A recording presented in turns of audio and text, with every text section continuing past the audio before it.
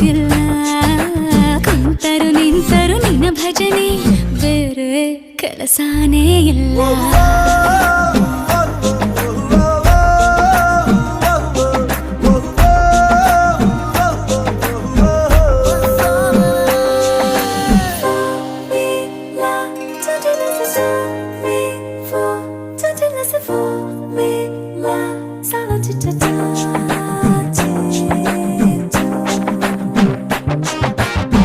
ದಿನ ರಾತ್ರಿಯು ನಿಲ್ಲದೆ ನಿನ್ನ ಜಾತ್ರೆಯು ಸಾಗಿದೆ ಇದಕ್ಕೊಂದು ಪರಿಹಾರ